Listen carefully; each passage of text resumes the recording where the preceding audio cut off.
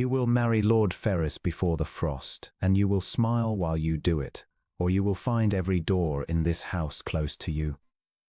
The words carried through the half-open drawing room, spoken in a woman's low and cutting voice, and Colby, Duke of Undermarsh, halted in the corridor of Renfield Hall with his gloves still in his hand. He had come north on a matter of business and a matter of conscience, neither of which he had disclosed to his host, and he had not expected to be made an unwilling witness in the first quarter hour beneath this roof. A servant had abandoned him at the wrong turning. Now he stood in a passage that smelled of beeswax and cold hearth ash, listening to a threat delivered as though it were nothing more than instruction for the arrangement of flowers. "I have given him no encouragement," answered a second voice, younger, steadier, and entirely without the tremor the first plainly wished to hear. "I cannot help what he chooses to imagine, but I will not smile at a man who speaks to me as though I were a hound to be brought to heel." "You will do as your aunt tells you, or you will do without your dinner," the older woman snapped, and there followed the sharp click of a door and the whisper of skirts moving away, and then silence. Colby did not move for a moment. It was not his affair. He had spent the better part of 2 decades teaching himself that other men's households were not his affair, that the surest way to keep a heart from being broken was to hold it at a distance from anything that might break it, and he had grown very skilled at the holding. Men called him cold. They said the Duke of Undermarsh had a face like the north front of his own great house, handsome enough in its lines and shut. They were not entirely wrong. He had learned reserve the hard way, in the long year after his brother Aldous had married a woman for her fortune and been ruined by her for his trust, and had put a pistol to the business of his own affairs and left Colby the title, the debts, and the lesson. Trust no soft word that arrives with an outstretched hand. Colby had been 26 then. He was 36 now, and he had kept the lesson polished like plate. And yet he stood in the corridor a moment longer than reserve required, because the younger voice had not sounded like a woman angling for anything. It had sounded like a woman with her back to a wall, refusing to weep against it. He turned and went the other way, and found at last the door he had been seeking. The drawing room of Renfield Hall was a large and faded chamber that had plainly been grand within living memory, and was grand no longer. The carpets had worn thin along the paths that feet most often took. The gilt had gone dull on the frames of portraits whose subjects looked down with the confidence of people who had not foreseen the mortgage. A good fire burned, at least, and by it stood Sir Ratcliffe Renfield himself, Colby's host, a florid man of perhaps 60 who had written 3 letters of increasing warmth to secure this visit, and who now came forward with both hands extended as though greeting a returning son. "Your Grace. Your Grace, you honour us. The roads, I fear, are wretched at this season. I trust you were not overtaxed. Bellamy, the good chair, bring it nearer the fire." "The roads were tolerable, Sir Ratcliffe," Colby said. "You need not disturb the furniture on my account." He let the older man fuss and did not encourage it. He had come because Sir Ratcliffe held certain notes of hand that touched an old obligation of the Undermarsh estate. That was the matter of business, and it was small. The matter of conscience was smaller still and stranger, and he had told no one of it, least of all himself, in plain words. 14 months passed. At a crowded assembly in Bath that he had endured for exactly 1 evening, a young woman he had never been introduced to had done him a kindness so slight that no one else had marked it. He had been standing apart, as was his custom, when an elderly gentleman near him had been taken with a faintness and no one had moved. Colby had moved. And a girl in a plain grey gown had appeared at his other side with a chair and a glass of water, and a steadiness that asked nothing and expected nothing, and between them they'd seen the old man comfortable, and she had looked up at Colby once, not knowing him, he was certain, for there had been no widening of the eyes, no sudden softening of a scheme-assenting rank, and said only, "You were quick." Most people are not. Then she had gone back into the crowd and been swallowed by it, and he had spent an unreasonable portion of the 14 months since trying and failing to forget the plainness of that grey gown and the plainness of that entirely honest remark. He had learned her name later, and with difficulty, for she had been no one that the room troubled itself to know. Rosanna Garrow, a niece poor of a family in the north. And when Sir Ratcliffe's letters had come, and the name Renfield had risen in his memory attached that same northern family. Colby had done a thing he had not done in 10 years of ducal caution. He had said yes to an invitation he might easily have declined. He had told himself it was the notes of hand. "You will take some refreshment," Sir Ratcliffe was saying, "and my sister will attend you directly.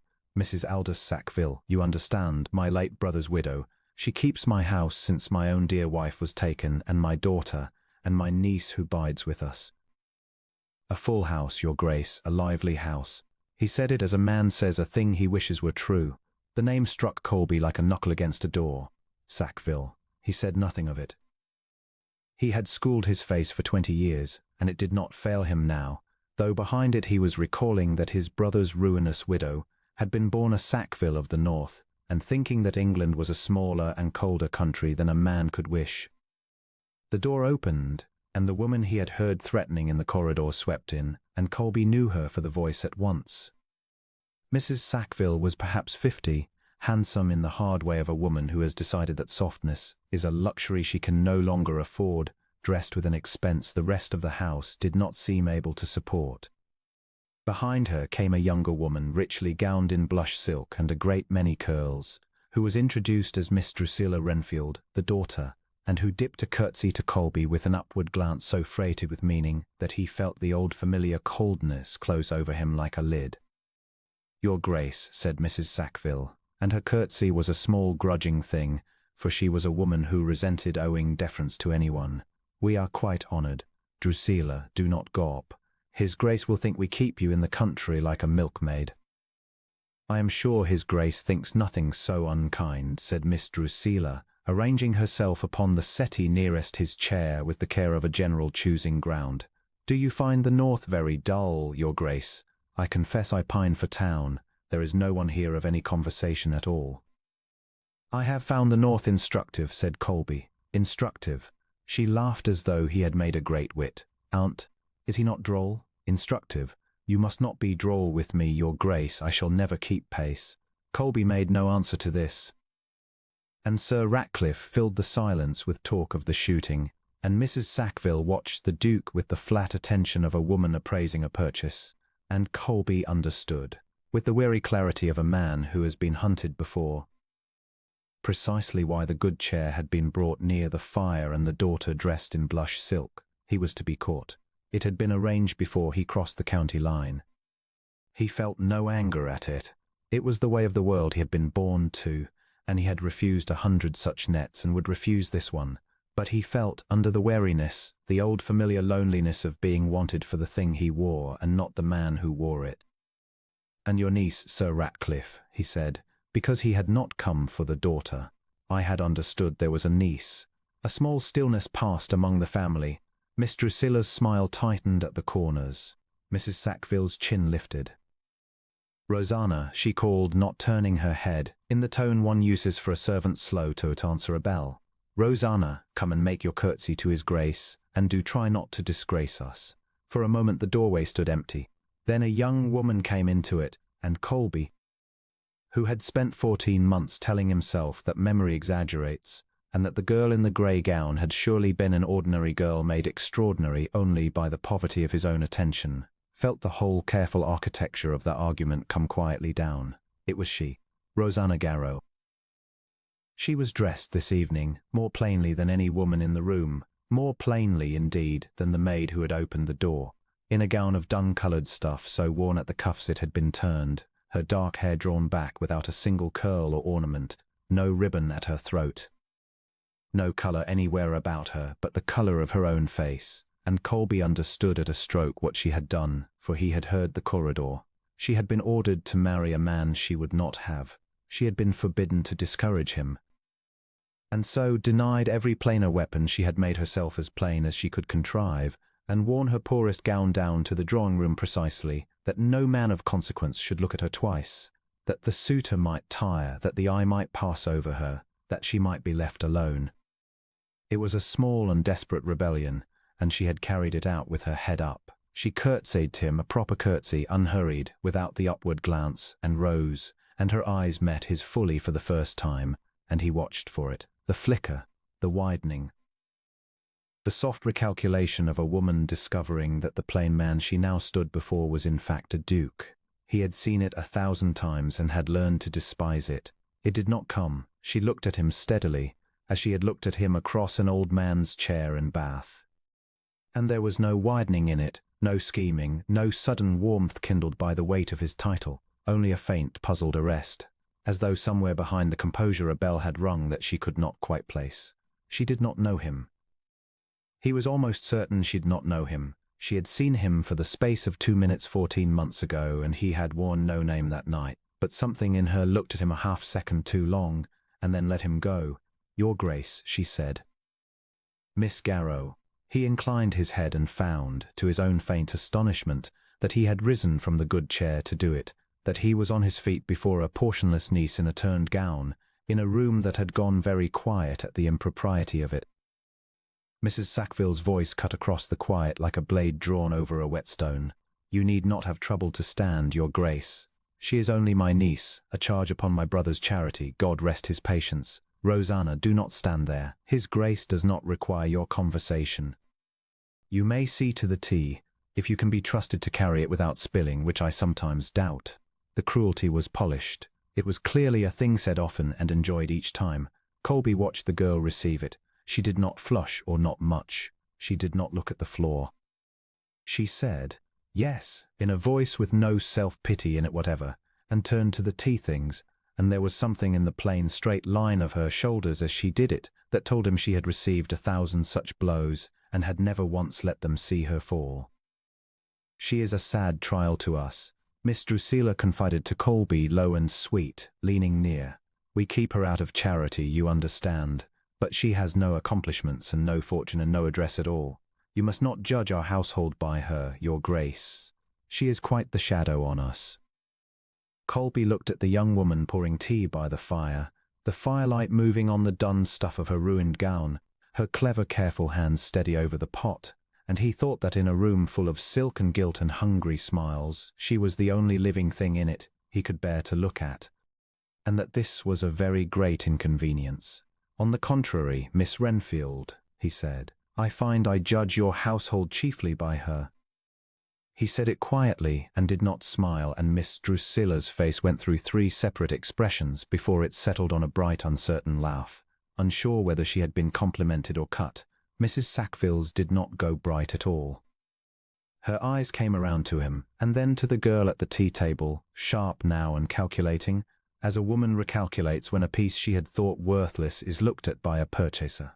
And by the fire, Rosanna Garrow's hands went still upon the teapot for the space of a single breath. She did not turn, but he saw the stillness, and he saw the colour rise faintly along her cheek, not the flush of flattery received, for no one had ever spoken to flatter her, but the confusion of a woman kindly noticed for the first time in longer than she could remember. And not knowing what to do with it, and half afraid of it, she poured the tea. She brought him his cup herself, before the servant could, and as she set it into his hand her eyes came up to his once more, and this time the puzzled arrest was deeper, and it stayed. "You are very good, Your Grace," she said, low, to say so, "but you need not champion me. I am quite accustomed to being the shadow. It costs me nothing, and it will cost you a great deal here to be seen doing otherwise." A pause. "I would not have you pay it on my account." It was, Colby thought, the least self-seeking speech he had heard spoken in a drawing-room in 20 years. She was warning him. She, who had nothing and stood to gain everything by his favour, was warning the Duke of Undermarsh, who had everything, that kindness to her would be paid for in the only coin she owned, and asking him, gently and for his own sake alone, to withhold it before the reckoning came due. "Miss Garrow," he said, holding the cup and, for one improper moment, the hand beneath it, "I have paid a great deal in my life for a great many things not worth the having. Allow me to be the judge, this once, of what a thing is worth." Behind him he heard Mrs. Sackville set down her own cup with a small hard click, and Sir Ratcliffe begin, too heartily, to speak again of the shooting, and Miss Drusilla's laugh climb a note toward panic, but Colby scarcely heard them. He was looking at the woman in the turned gown who had dressed herself in poverty to make the world overlook her, and who did not know. He was sure now she did not know, that the plain man she had once helped in Bath and the great duke she was now warning away were the same man. Come north over wretched roads for no notes of hand at all, but only though he had not confessed it even to himself until this moment, for her. She drew her hand from beneath the cup. She stepped back to her place in the shadow by the fire, where she had been taught to stand, and Colby, Duke of Undermarsh, set the cup down untouched, and knew with the certainty of a man who has just felt the ground shift under 20 years of careful footing, that he had not the smallest intention of leaving Renfield Hall until he had undone every stitch of the plainest she wore, and learned whether the bell that rang behind her eyes would ever at last ring true. He had schooled himself over many years to be looked at without being seen. It was a discipline he had built stone by stone since the winter Lady Ancelot had stood in his own gallery and home, with a smile she plainly thought gracious, that she could not think how she would bear the north country, but that a coronet made most things bearable. He had thanked her for her honesty and never forgiven her for teaching him to trust no woman's warmth again. Since that winter, Colby had learned to travel as a plain man in a plain coat, to give a borrowed name at country doors, to watch how people bent toward a nobody, and so to know which of them would have bent the same toward a duke. He preferred the fear it earned him. Fear, at least, did not flatter. So he stood now near the cold hearth of Garrow's drawing-room in his unremarkable brown coat, a guest without a title anyone here knew, expecting of this house what he expected of every house, that he would be measured, found modest, and set aside. He meant to observe, and to leave, and to be no more moved than a man of judgment ought to be. Then the daughter of the house had crossed to him and offered her hand, and something in the ordered machinery of his composure had caught. She had come down in the dullest gown he had seen on a gentlewoman in a twelvemonth, grey wool, unlovely at the collar, mended once at the cuff by a hand that had not troubled to hide the mending. Her hair was drawn back with no more art than a governess might spare herself before breakfast. He understood the strategy at a glance, for it was cousin to his own. She had dressed herself down to be overlooked. Somewhere in this house was a suitor she wished to discourage, and she had armoured herself in plainness against him. Colby knew the value of a disguise. He had simply never before watched a woman wear one and found himself wondering, against all his careful habit, what she was hiding underneath. "You will forgive the fire, sir," she said. "It has not been lit. We do not warm this room until the guests are many, and you are, I am afraid, only one." She said it without apology and without complaint, as a plain fact of a plain household, and she did not lower her eyes as she said it. "May I bring you nearer the window instead? The afternoon sun does more for us than the coal, and costs my father nothing." Colby had been received in the great houses of the kingdom. He had been flattered by hostesses who could not have named the colour of his eyes an hour after he left them, courted by mothers who spoke to his rank, as though it were a second gentleman seated at his elbow. No one in the length of his memory had told him plainly that the room was cold because the coal was dear. "I should like the window," he said. She led him there. He noticed that she did not glance back to see whether he followed, as a woman does who is accustomed to being watched and wishes to be. She simply went, trusting him to come, and he came, and the small honesty of it unsettled him more than any bold glance across a ballroom ever had. At the window she turned. The light was unkind, or meant to be. It found the mend at her cuff and the plainness of the wool, and the faint shadow of tiredness beneath her eyes. It found, too, that she had a steadiness in her face that owed nothing to her gown, a way of holding her gaze level that no dressmaker could give and no plainest could take away. He had come to this house prepared to be unmoved. He revised the expectation silently and was annoyed with himself for the revising. "My father tells me you are lately come from the north," she said. "He tells me very little else, which is his way with guests he finds interesting. I hope you will not think us prying if I say the house has been full of guesses about you since your letter came. And what does the house guess? That you are a man of business come about the timber leases. That you are a creditor come about my father's debts, which are not a secret and which I will not pretend to you are small. That you are a widowed cousin of my mother's people, arrived to look us over." A ghost of dry humour touched her mouth. "The kitchen prefers the last. It is the most romantic and requires the least arithmetic.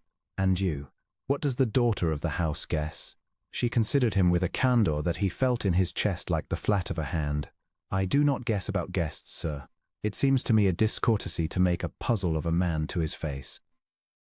You will tell us what you are when it suits you, or you will not, and either way you will be given the good chair and the cold room, and the best my father can do at his table, which is more than he can afford and less than he wishes." She paused. "I only ask that you be kind to him. He hopes for things from your visit.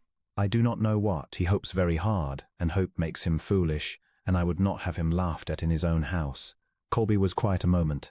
He had spent a decade among people who wanted things from him and dressed the wanting in silk. Here was a woman who had told him, inside 4 minutes, that her father was in debt, that the house was poor, and that her only request of a stranger who might be a creditor was that he not mock a proud old man's hope.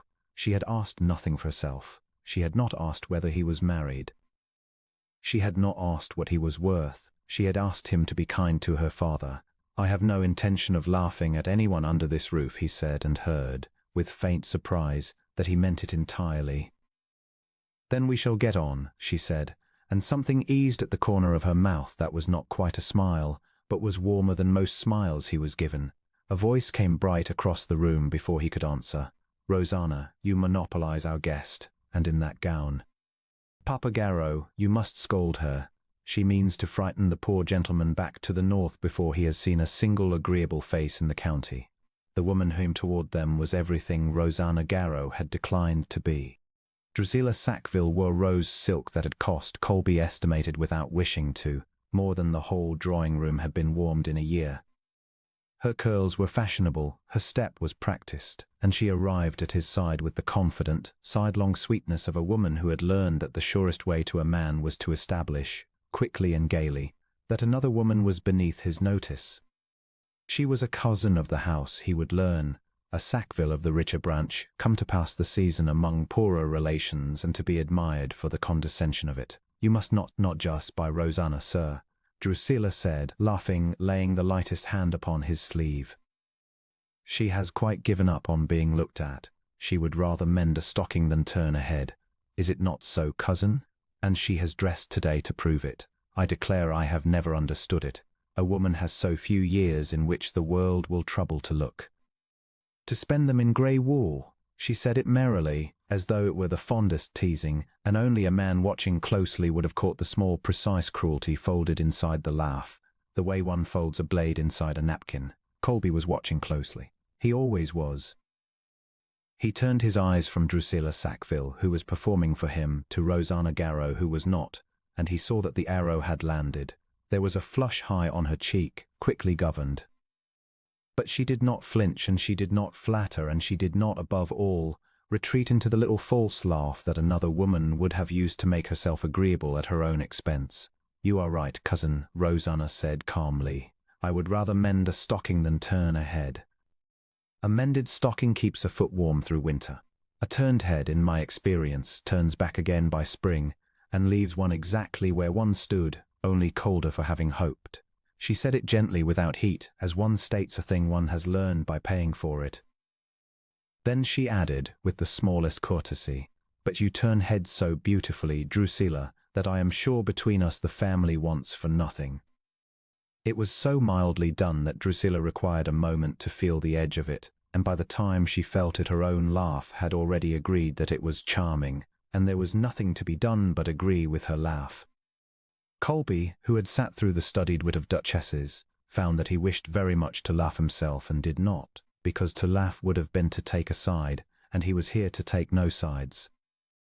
He compromised by looking at the floor and mastered his face, and when he raised his eyes again he found Rosanna Garrow watching him with a flicker of wary amusement, as though she had marked exactly the thing he had swallowed and was deciding whether to think the better of him for it.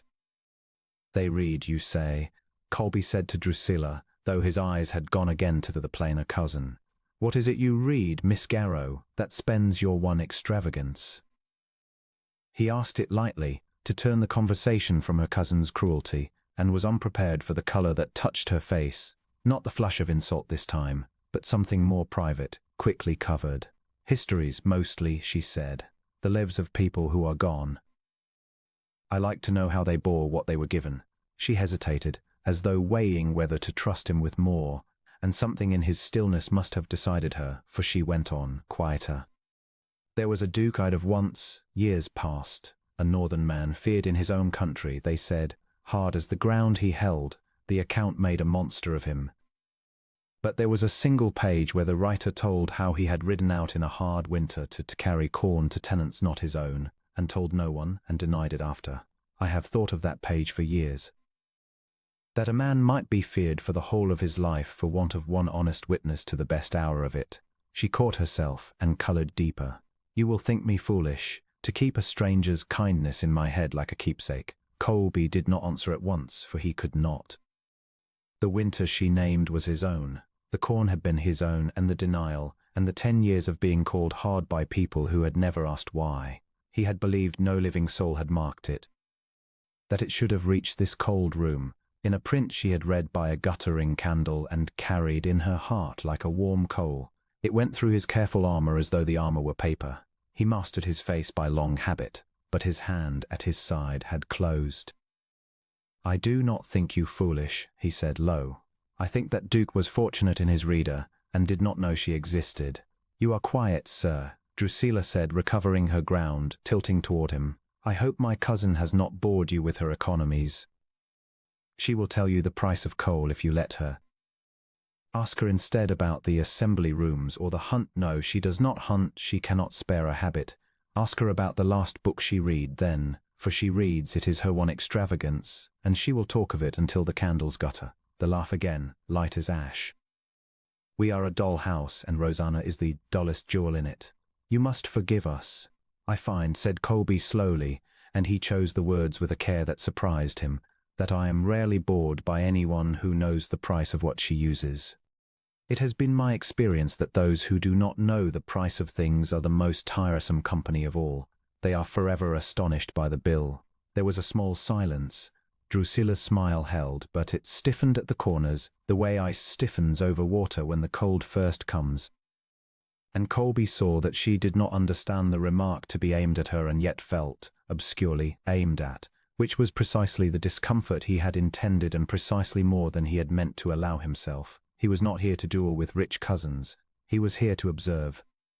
He reminded himself of it firmly and disliked how little the reminder helped. But it was Rosanna who drew his attention, again and against his will. She had not smiled at his defense of her. She had looked at him instead with a sudden, sharpened attention. A small frown gathered between her brows, as though a familiar note had sounded from an unexpected quarter, and she could not place the melody. It lasted only a moment. Then Garrow himself was crossing to them, rubbing his hands, full of the anxious hospitality of a man staking too much on an afternoon, and the moment closed. But Colby had seen it, and it stayed with him, that she had looked at him as one looks at a stranger who has, for the length of a sentence, sounded exactly like someone one had once known. She did not know, of course, that she had told the man himself. She had given her keepsake to a stranger in a brown coat and never dreamed the winter road ran through his own country. Colby held the knowledge like a coal in a bare hand, and let her think he had only been moved by a stranger's tale. It was a vanity to be so glad of one reader, and he had schooled himself out of vanities along with warmth. But the gladness would not be schooled, and he ceased, for once, to fight it. You will stay to dinner, sir, of course, Garrow was saying. Poor table, but honest. My Rosanna keeps it honest. There is not a cook in the county could stretch what she stretches. And there will be company enough tomorrow.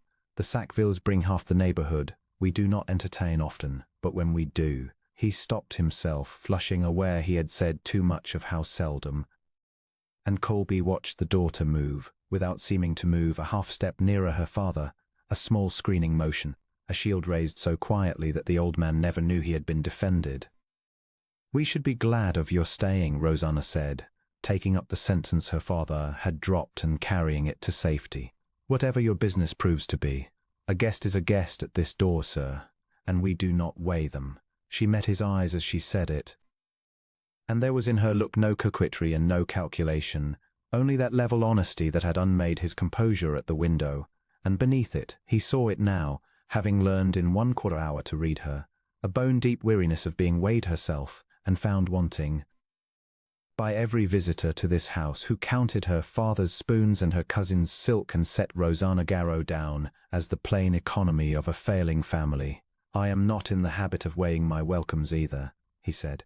I have found the houses that weigh least give most. She did not answer that in words, but she inclined her head a small grave courtesy, and for the briefest instant the guard she wore, grey wool and mended cuff and level gaze, the whole armour of a woman who had decided long ago to want nothing she could not earn, seemed to Colby to lift. The way a window lifts a hand's breadth to let in air, and he saw through the gaps something he had not been prepared to see. Not beauty, though there was that, plainer and truer than her cousin's. He saw a person entirely herself, unbought and unbuyable, kind without profit and honest without reward, and he understood with a lurch that felt almost like fear that he had come to this cold room looking for a reason to be unmoved and had, instead, and against every stone he had laid down over 10 guarded years, found a reason to stay.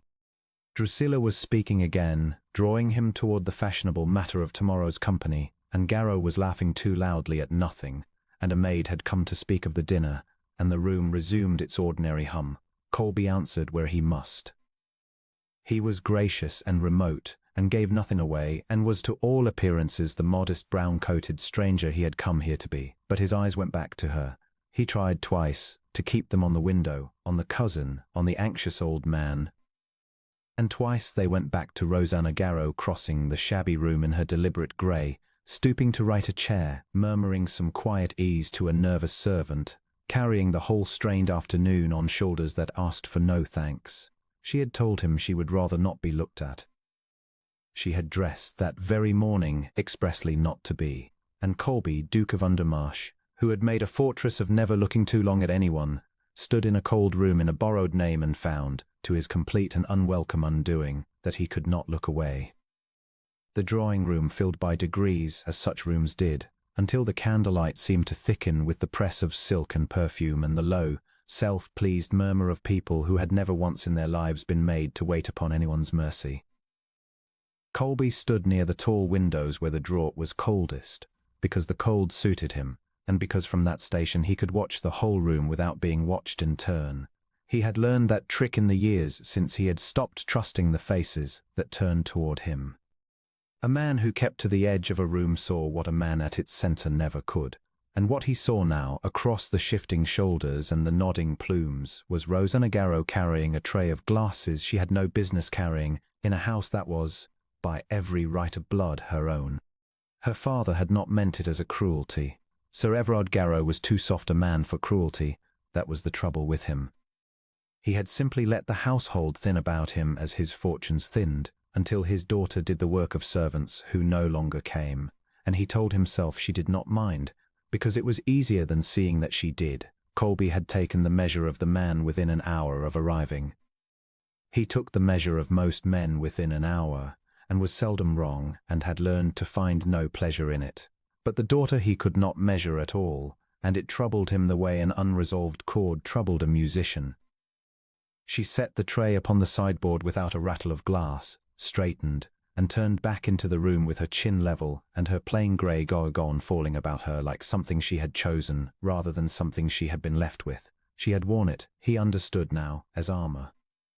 She had dressed herself down to the dullness of a governess in order to blunt the ardour of some suitor her father favoured, and the plan had gone awry only in this, that it had drawn the eye of the one guest in the room, who had spent his whole life being courted for his gilding, and who found, to his own considerable unease, that the absence of gilding was the most arresting thing he had encountered in a decade. Miss Garrow. The voice belonged to Drusilla Sackville, and it carried, as Drusilla's voice always carried, pitch to be overheard.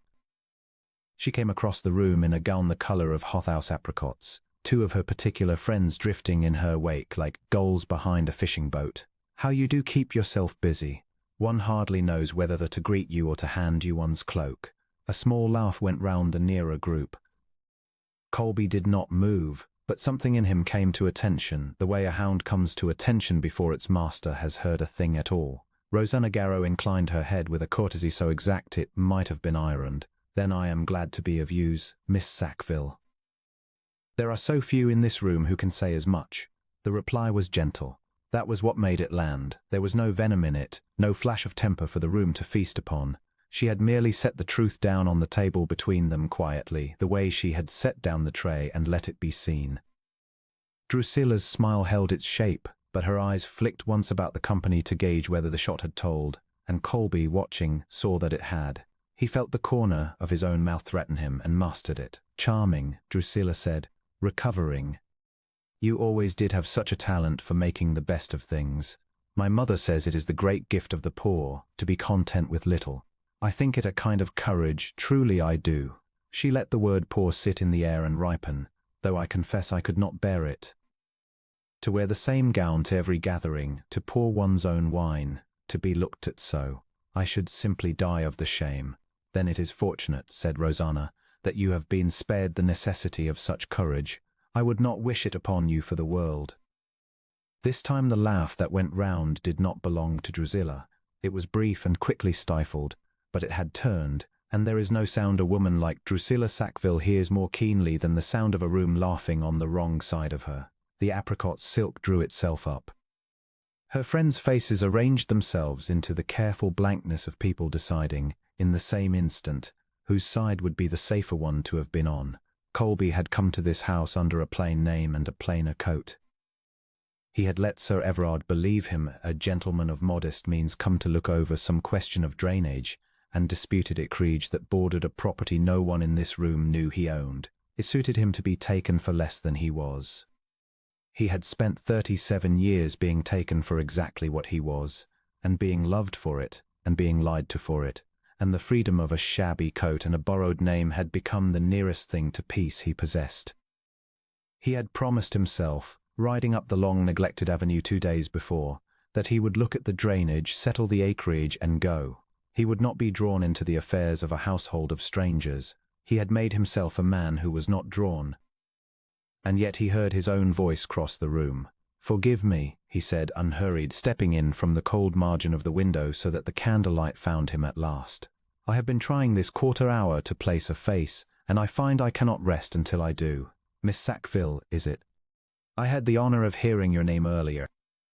I wonder whether you are any relation to the Sackvilles of Harrogate, the ones, you will know them, who lost the greater part of their fortune upon a scheme of foreign canals, and were obliged for a season or two to let their London house and take in a lodger." He said it kindly. He said it with every appearance of innocent curiosity, a man merely making conversation, and he watched the colour leave Drusilla Sackville's face as neatly as if he had turned a tap. "No, I am relieved. It would be a hard thing, would it not, to have known such a reversal, and yet to speak lightly of another's want. I could not think it of you." The silence that followed had a texture to it. Colby was aware, distantly, that he had done something imprudent, that he had spent coin from a purse he did not mean to open, that a man travelling under a false modesty ought not to reveal that he knew the private histories of half the great families in 3 counties. But he was aware, far more nearly, of Rosanna Garrow's eyes upon him, wide and startled and gravely intelligent, and of the wholly unfamiliar sensation of not caring in the least what it cost him. "I am sure I do not know what you mean, sir," Drusilla managed. "No," Colby agreed. "I am sure you do not. Let us both forget I spoke of it." He turned from her with a small bow that was, in its very correctness, a dismissal, and Drusilla Sackville, who had ruled this and every drawing-room she entered by the simple expedient of never once being answered, found herself standing at the centre of a room that had quietly rearranged itself around a stranger in a plain coat. She gathered her goals with a look and withdrew toward the card tables, and the murmur of the room resumed, and Colby was left standing an arm's length from the one person in it he had crossed the floor to reach, with no earthly notion of what he meant to say to her now that he had. "That was not kind of you," said Rosanna Garrow. He had braced for gratitude. He had, without admitting it, half expected the soft flattering rush that always came, the pretty thanks, the lashes lowered, the campaign begun.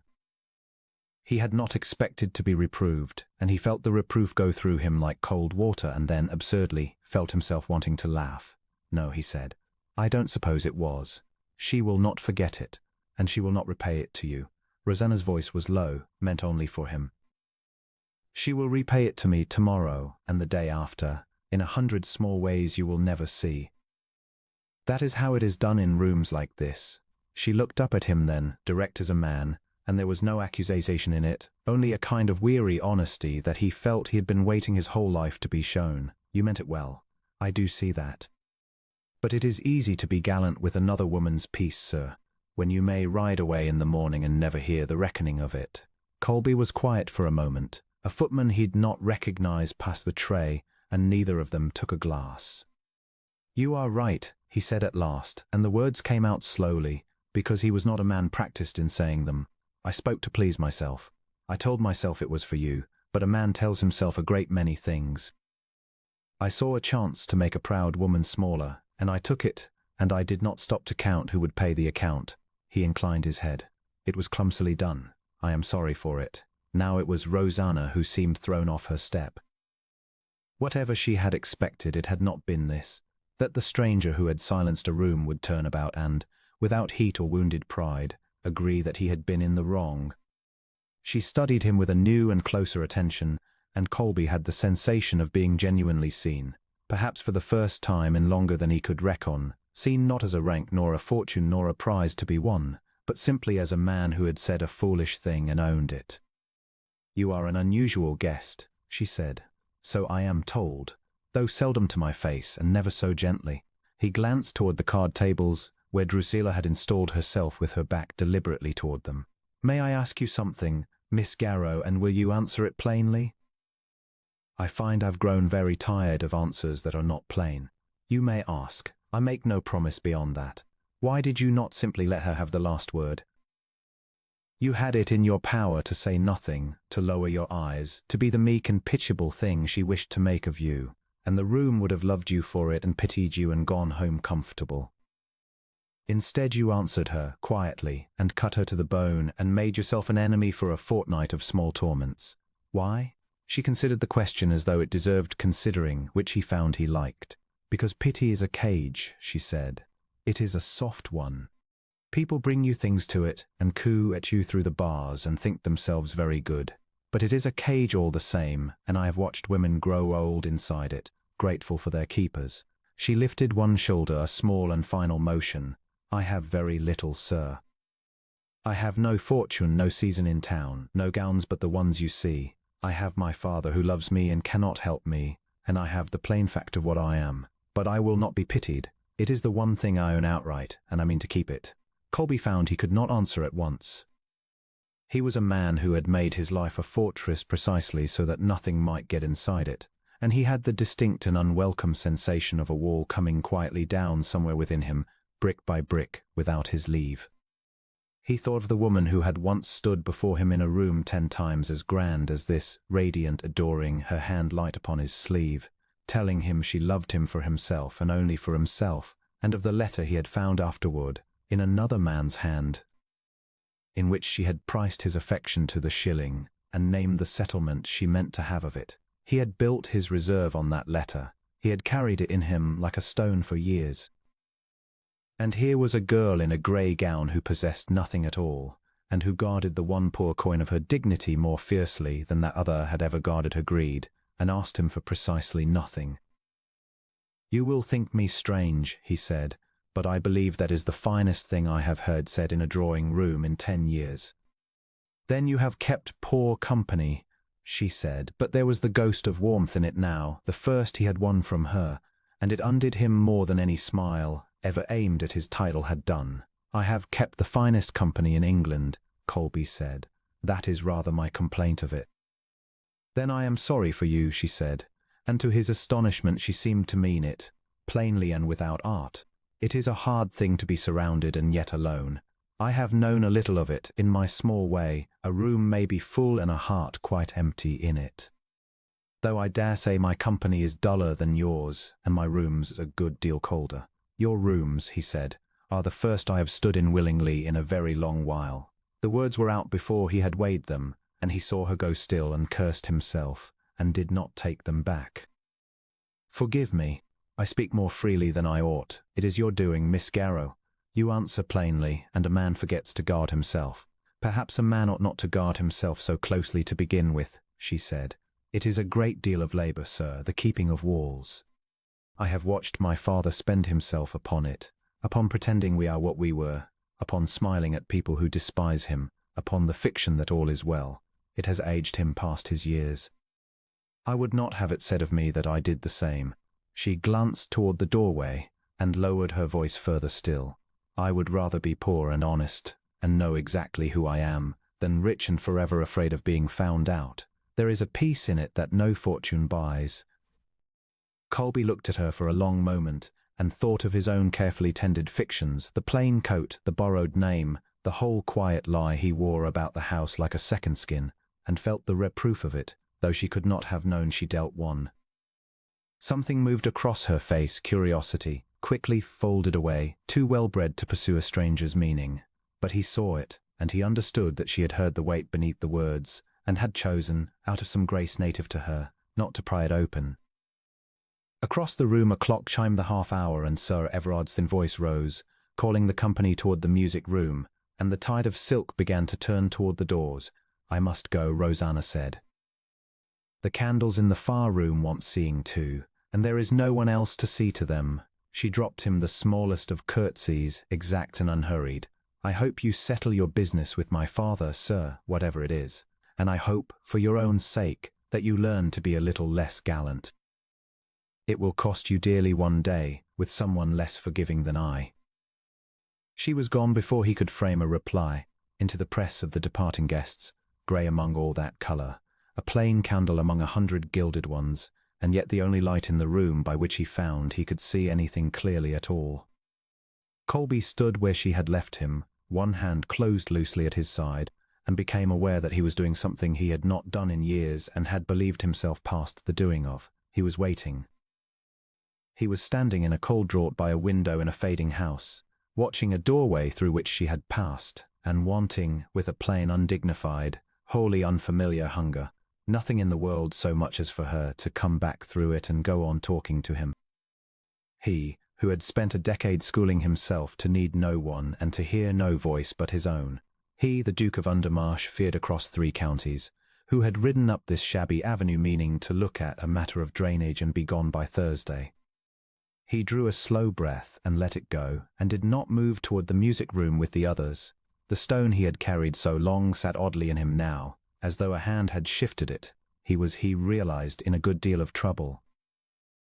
And for the first time in longer than he could name, he did not in the least wish to be out of it. He ought to have gone back inside. The music had begun again behind the tall windows, and somewhere in the bright press of the drawing-room his host was surely searching for the guest he believed be no more than a gentleman of modest means, come north on some dull matter of leases and drainage. That was the fiction Colby had built for himself, plank by careful plank, and it had never once chafed until this evening. Now it sat upon him like a borrowed coat too small across the shoulders. He had come to Garrow's house to look at a woman from a safe distance and be done with the looking. He had not come to stand upon a cold terrace while the light went out of the sky, unwilling to lose the sound of her voice. Rosanna Garrow had followed him out only so far as the threshold of the garden door, as propriety allowed, and not one step past it. And even that she had done, he suspected, less from any interest in him than from a plain unwillingness to return at once to the room where they had wounded her. He had watched them do it, Drusilla Sackville and her laughing court, the little practised cruelties dressed up as concern, the pity that was only contempt wearing gloves. He had watched Rosanna Garrow bear all of it with a straight back and a steadiness that shamed the whole gilded lot of them, and he had said his one cool word into the middle of it and seen the sneering falter. He was still not certain why he had spoken. He had spent 15 years not speaking. "You need not stay out here on my account," she said. She had drawn her shawl close, a plain thing grey, mended once at the corner where she thought no one would look. He had looked. "I know how it is. A man does a kindness in a warm room, and then he is obliged to keep doing kindnesses in a cold one, and grows to resent it. You have discharged your duty handsomely, sir. Go into the fire." "I find I have no great love of the fire," Colby said, "or of the company gathered round it." That surprised a small breath of laughter out of her, quickly caught. "No, nor have I, though I have less choice in the matter." He came off the balustrade and stood nearer, and she did not retreat, which was itself a thing worth remarking.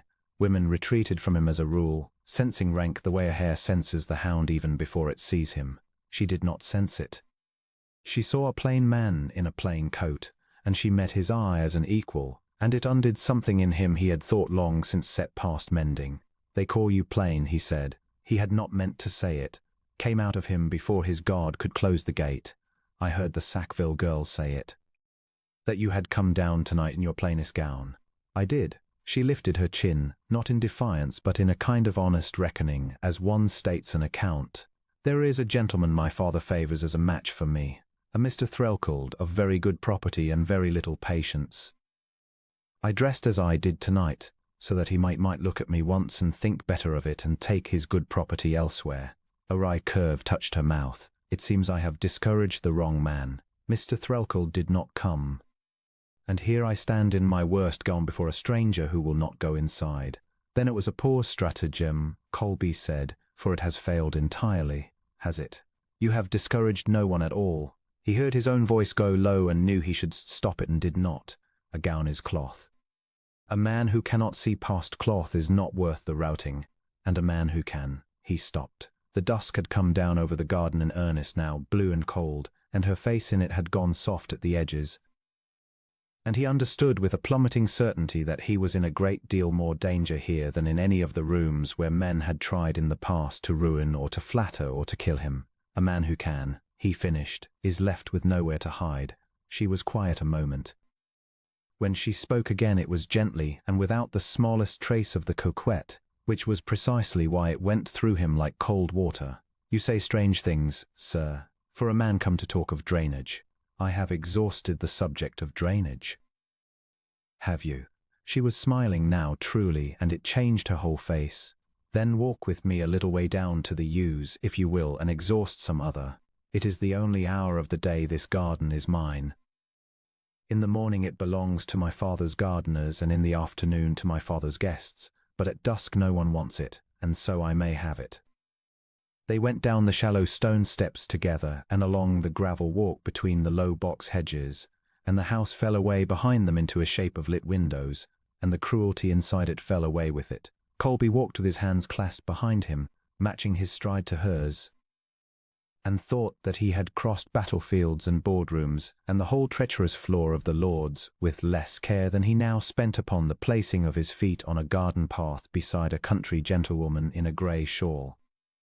The garden had run half to seed, he saw, in the way of a house whose money had gone elsewhere, the box grown leggy and untrimmed, a stone urn cracked and left, a rose gone back to briar along the south wall, and yet she moved through it as through a kept and cherished thing, touching a leaf here, straightening a fallen stake there without breaking her step, so that he understood the garden was tended after all only by her own 2 hands, and at this stolen hour, since no gardener could now be paid to do it. It told him more of her than any confession could have.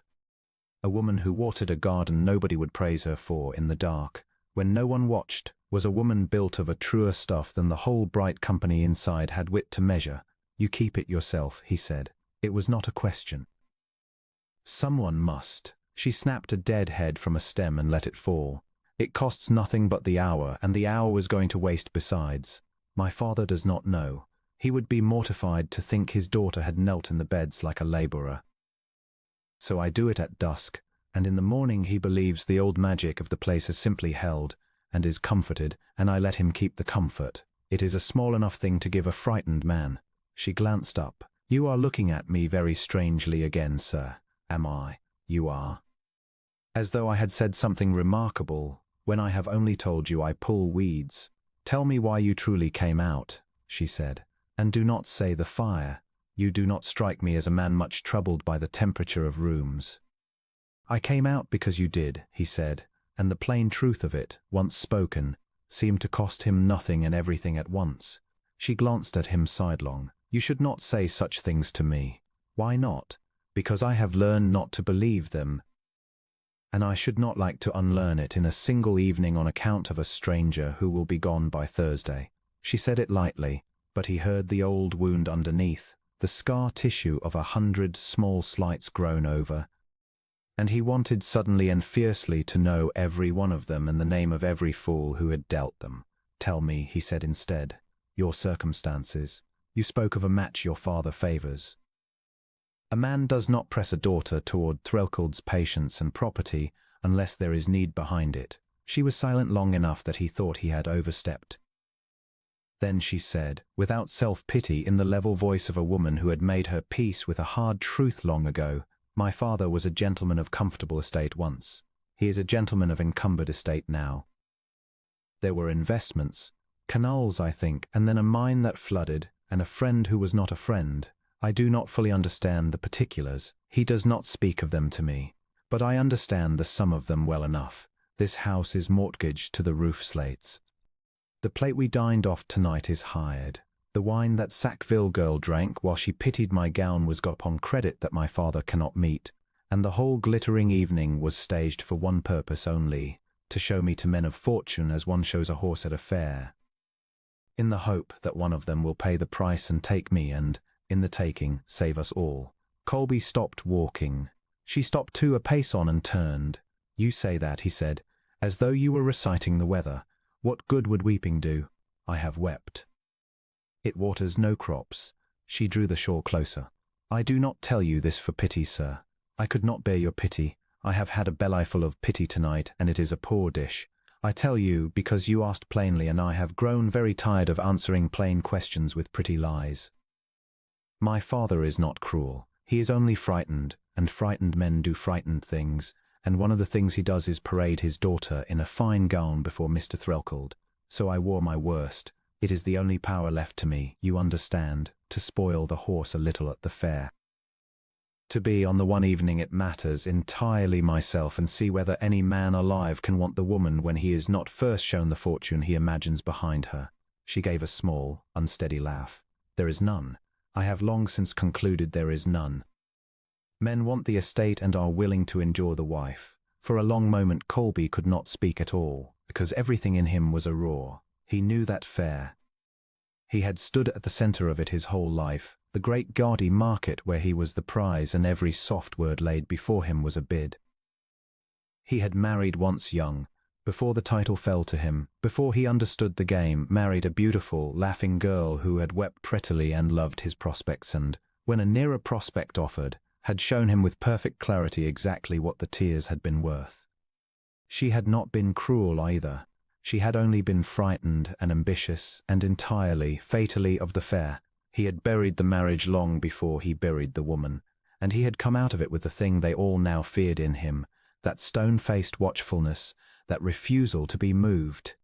The guard he had welded shut over a heart that had once, exactly once, opened at the wrong smile and been robbed for its trouble. And here stood a woman who had wagered everything she had, her father's hopes, her own last coin of dignity, on the single mad chance of being wanted for herself and nothing else. Who had done, in one grey gown, the very thing he had spent 15 years and a false name and this whole absurd disguise trying to do. He had come north hidden precisely so that he might, for once in his cursed life, discover whether a woman could look at the man and not the Duke. She had. She was looking at him now, at Colby, the plain guest of no consequence, and there was nothing in her face that wanted anything from him at all, only a kind of clear, tired honesty, and beneath it, so carefully banked he might have missed it, the smallest ember of hope she was ashamed to be caught carrying. "Rosanna Garrow," he said, and his voice was not steady, and he did not care. "You are wrong." "About what?" "That there is no such man." The dusk had thickened to true dark. Somewhere in the yews a nightingale began, absurdly, as though the evening had turned theatrical without consulting him, that every man wants the estate and endures the wife. "You are wrong." "I have met one man tonight who would give the whole estate away sooner than endure the loss of 5 minutes' conversation with her." He watched her understand him. He watched the color come up in her face, and her lips part, and her hand rise a little from her side as though it would reach, and then thought better of it and hovered, and he did the thing he had not done in 15 years. He let his own hand come up and take it. Only her fingers. Cold, work roughened at the knuckle where a gentlewoman's should have been soft, and he was glad of the roughness, glad it told the truth about her the way the mended shawl told it, and he held them and did not pull her closer, though everything in him strained toward it, because she had trusted him with the truth, and he would not repay the trust by taking a liberty in the dark. "You must not," she whispered. You do not know me. It is one evening. I know, he said, that in one evening I have heard more truth from you than in 15 years from everyone else I have met. I know that you dress to be unwanted, and I have never in my life wanted anything as I want to go on standing here. That is what I know. It is enough to be going on with. Her fingers tightened in his, a small, involuntary thing, quickly stilled, but he felt it, and it was worth more to him than any signed and witnessed vow. For a moment they stood so, hand in hand in the dark garden, the nightingale carrying on above them and the false-lit house at their backs, and the whole cruel fair of the world held off at the length of one gravel path. He thought, I could tell her now. He thought, I could say the name and end the fiction, and watch to see if the light in her face survives the word Duke, and if it does, but he did not, and even as he chose the silence he knew it for the first stone of a wall he would come to regret. Some truths, once carried past the moment they might safely have been set down, grow only heavier and more dangerous with every hour they are kept. There is something I must tell you, he began, not tonight, but soon, and before any other tells it to you. I am not entirely... Rosanna. The voice cut down the garden from the terrace, high and carrying and edged with a sweetness that fooled no one. Drusilla Sackville stood framed in the garden door with the light behind her, and though she could surely see nothing in the dark below but two shapes standing close, Colby saw her mark exactly where they stood, and saw the pleasure of it settle over her like a cat's over a cornered bird. Rosanna Garrow, is that you skulking in the shrubbery? Your father is asking for you. He is asking everyone for you. How very singular of you to be found in the dark with a gentleman none of us knows the first thing about. Rosanna drew her hand from his gently, but she drew it, and the loss of the small cold weight of it was out of all proportion to its size. I must go in, she said, very low. You see how it is? She will have it round the room in a quarter hour, and the half of it invented, and it will be laid at my door and not at yours, because that is how the door is hung. She looked up at him, and for one instant the banked hope was there in her eyes, undisguised. Whatever you meant to tell me tomorrow, in the daylight, when I can see your face while you say it. Tomorrow, he said. You have my word. She went up the path toward the light and the waiting cruelty of it, her plain gown grey as a moth against the box hedges, and Colby stood alone in the dark and watched Drusilla Sackville watch her come, and felt the evening turn beneath him like ice on a pond. He had given his word to tell her the truth in daylight. He believed, standing there with her warmth still fading from his fingers, that a single day could hold no great mischief. He was wrong, and something colder than the night air told him so even then, for a secret is a coin, and the moment another hand knows it exists, it is no longer yours to spend gently, and the Sackville girl had just seen precisely where he stood. Morning came grey over the parkland, and with it the sound the Duke had schooled himself to dread since boyhood, the crunch of carriage wheels upon a gravel drive, the arrival of the world with its counting eyes. He stood at the library window where he had stood the night before, when her hand had come so near his own that he had felt the warmth of it across the half-inch of dark air between them, and had not dared to close the distance. He had not slept. A man of his years and his hardness ought to have slept, and instead he had lain awake in the modest guest chamber the Garrows had given to plain Mr. Colby, turning the memory of her voice as one turns a coin found in an old coat, disbelieving of its worth. Below, the carriage that had come was not the plain thing he half hoped for. It was lacquered and new, and from it descended a gentleman in a bottle-green coat with too many fobs at his waist, a man who looked at the honest old house as though pricing it. The Duke knew the sort at a glance. He had spent 15 years being courted by the sort, ever since a girl with amber eyes had wept prettily at his proposal, and a fortnight after been overheard to say that she could bear the man well enough for the coronet's sake. That was the wound he carried folded inside his coat like a letter he could not throw away. It was the reason he travelled now under nothing grander than his own given name, the reason no one at Undermarsh but his steward knew where the Duke had gone, the reason he had come to this quiet county to look, just once, upon a face that could not know him. "Mr. Peveril is arrived," said a maid in the passage, and the whole house seemed to tighten around the name. He found the family assembled in the drawing-room, and he found her among them, and the sight of her steadied him and grieved him in the same breath. Rosanna Garrow stood a little apart near the pianoforte, in the grey stuff gown she wore when she did not wish to be looked at, her hands folded, her chin level. She had told him last evening, in that low voice that never once asked for pity, how matters stood, how her father's affairs had thinned to almost nothing, how Mr. Peveril's fortune was to mend them, how she was the price of the mending and had made her peace with being spent. She had said it plainly, the way she said everything, and it had very nearly undone him to hear a heart that fine appraise itself so cheaply. Ah, Garrow, and this must be your fair daughter. Peveril crossed the room with his hand out and his eyes already possessive. He took Rosanna's fingers, bowed over them a degree too long, and the Duke felt his own jaw set to iron. They did not tell me the flower was so modest in its blooming. We shall have you in silks before the month is out, my dear. A wife of mine cannot go about looking like her own governess. The little laugh that followed came not from Peveril but from the settee, where Drusilla Sackville sat arranged in rose-coloured muslin with two of her allies flanking her like handmaidens to a small cruelty. "Oh, but you mistake her, sir," Drusilla said sweetly. "Rosanna does not dress plainly for want of silks. She dresses plainly to be admired for her soul. It is a most economical sort of virtue. It is a warm morning for so much wit, Miss Sackville," said Rosanna, without heat. "I should hate for you to overtax yourself before noon." The Duke turned his laugh into a cough and looked hard at the carpet. When he raised his eyes, hers had found his for the briefest instant, and there was in them a flicker of the thing they had shared in the library, private understanding, quick as a struck match, and then she looked away. Because she was promised to another man and would not let herself look longer, he should have gone to her. Every sinew in him leaned toward it. But Peveril had claimed the chair beside her, and Garrow was hovering with the anxious deference of a man watching lost hope be handled, and there was nothing for plain Mr. Colby to do but stand at the window like a piece of the furniture and burn. It was Drusilla who steered the talk to its purpose, as she steered everything with a smiling turn of the head. "You will none of you have heard the news I carry," she announced, "for I had it only yesterday, by express from my aunt in town. The Duke of Undermarsh is come out of his fastness at last.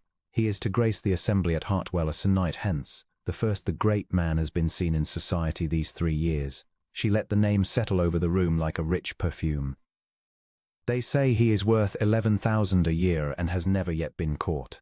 I mean," she added, laughing, "to be the one who catches him." The Duke did not move. It cost him more than any exertion of his life to keep his face the face of a stranger while his own title was flung about that little room like a shuttlecock. He watched Peveril nod sagely, watched Garrow murmur something about honour to the county, and he watched above all the girl at the pianoforte, who had gone very still. "You are quiet, Rosanna," Drusilla observed, scenting a sport. "Have you nothing to say of the Duke?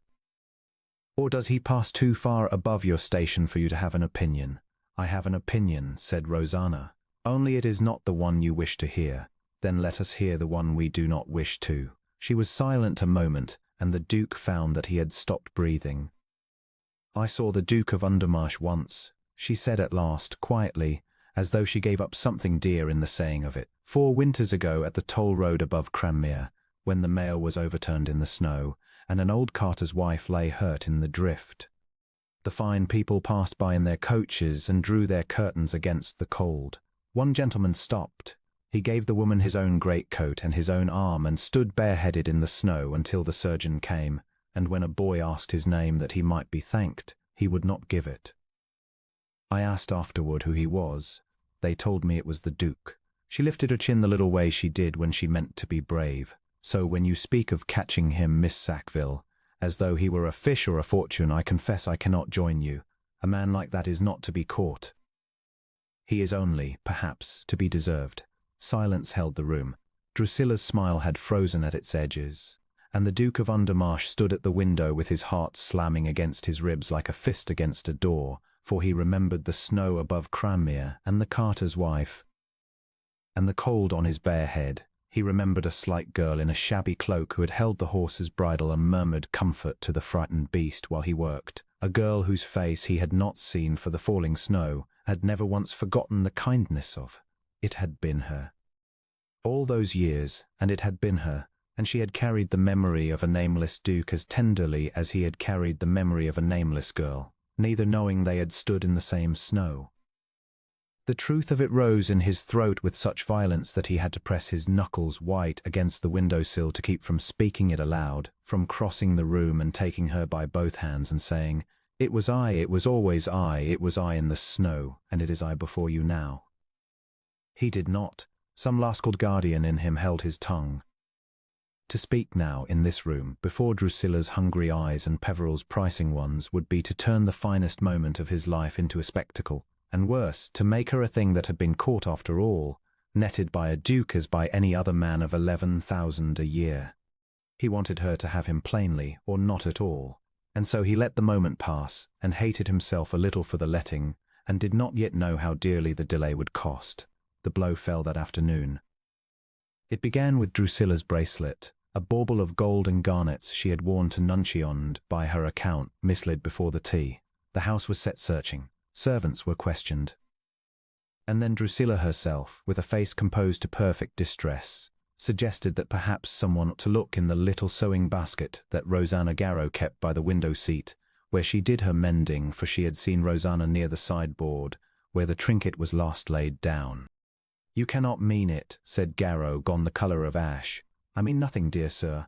I only wish the poor thing found, and no shadow left upon this house on the very day of your good news." Drusilla's eyes were wet with counterfeit tears. "Surely there can be no harm in looking, if there is nothing to find." The Duke saw the trap for what it was even as they walked to the window seat, and he could do nothing, for a stranger cannot forbid a search in another man's house. He watched Garrow's own trembling hand turn back the linen in the basket, and he watched the gold and garnets wink up out of the folds of a half-darned stocking, planted there as plain as murder, and he watched the blood go out of Rosanna Garrow's face. "I did not put it there," she said. "Only that." She did not weep, she did not plead. She stood among them with the false thing exposed at her feet, and said the truth once, quietly as she said all things, and the very quietness of it was more terrible than any outcry. "Of course you did not," said Drusilla, in a voice dripping with the mercy of the victor. "No doubt it walked there of its own accord. We shall say no more of it, only, perhaps, Mr. Garrow, before your daughter is mistress of Mr. Peveril's fine house, she might learn to guard her fingers better." Peveril had risen. His face had shut like a ledger. "I think," he said coldly, "there has been a misunderstanding as to the goods on offer here, Garrow. My people are particular. A wife must be above the breath of suspicion." "I shall reconsider my position." He bowed to no one and went out, and with him went the last prop under the old man's fortunes, and every soul in that room knew it. The Duke stepped forward then. He could not help himself. "This is a contrivance," he said, and his voice, though he kept it the voice of Mr. Colby, carried an edge of the other thing, the thing that had commanded regiments of servants and quelled boards of grave men. "I was in this room the whole of the morning. Miss Garrow did not go near the sideboard. The bracelet was laid there at 11, and Miss Garrow did not once cross to that side of the room. I will swear to it upon anything you like." For an instant it checked them. Then Drusilla turned to him with her small triumphant smile, and he understood how little the word of a nameless guest was worth against the word of a Sackville. "How gallant," she said, "and how very warm, Mr. Colby, in a matter that is no concern of yours. One might almost wonder what a gentleman of no particular family finds so pressing in the honour of a mending maid, unless there is an understanding between you. For that would be a scandal indeed, and would explain a great deal about how little the young lady values Mr. Peveril's suit."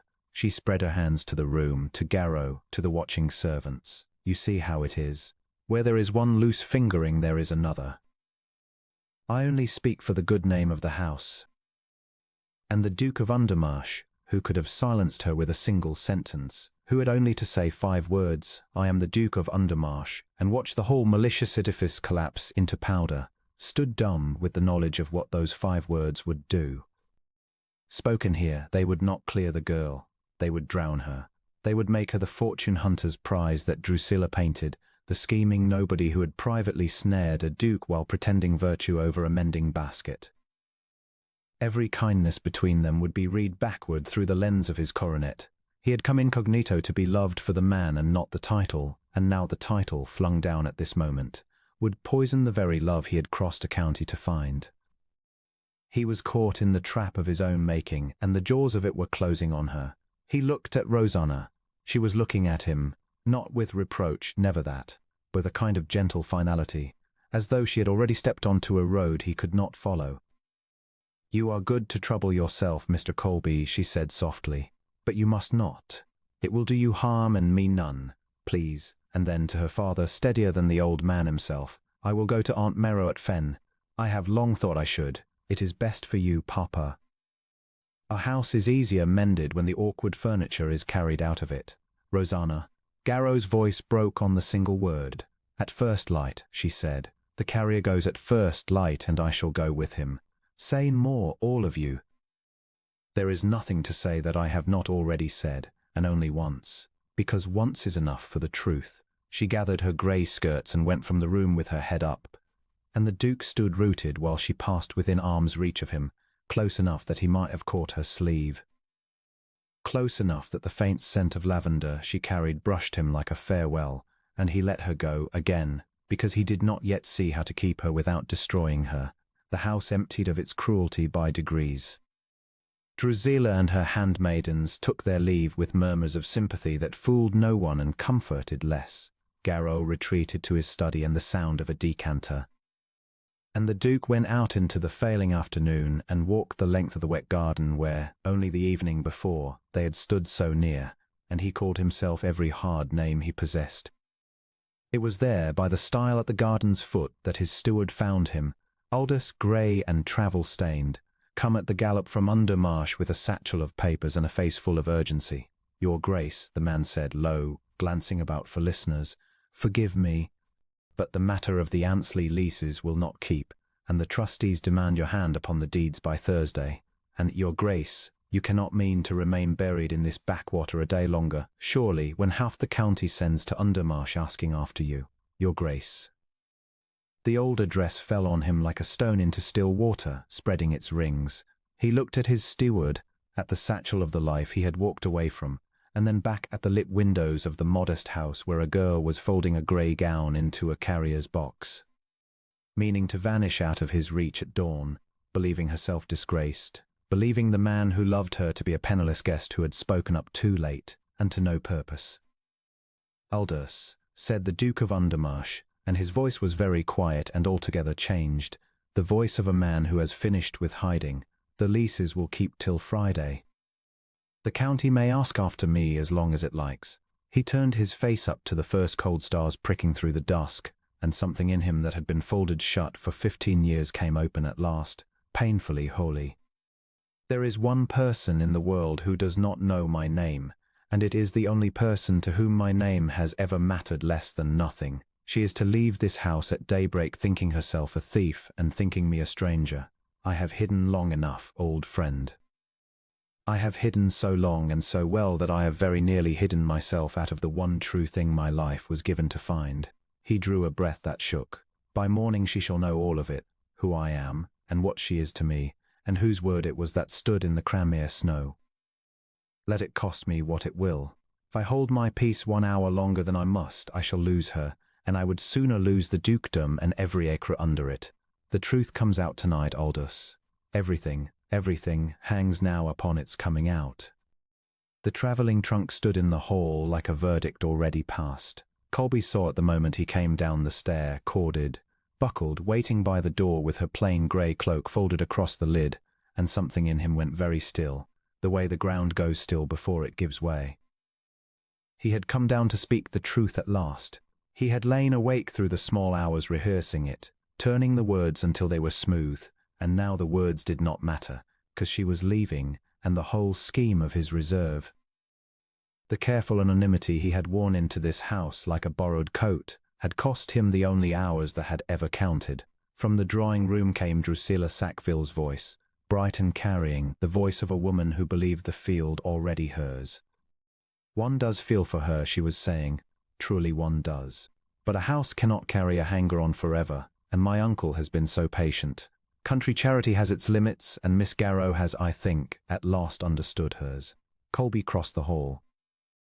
He did not hurry, because hurry would have been a thing seen and remarked, and he had spent his whole life not being seen to feel. But each step cost him, and by the door of the drawing-room his hand had closed hard upon the head of his cane. They were all assembled. Mr. Garrow grey and stooped in his chair, twisting his hands.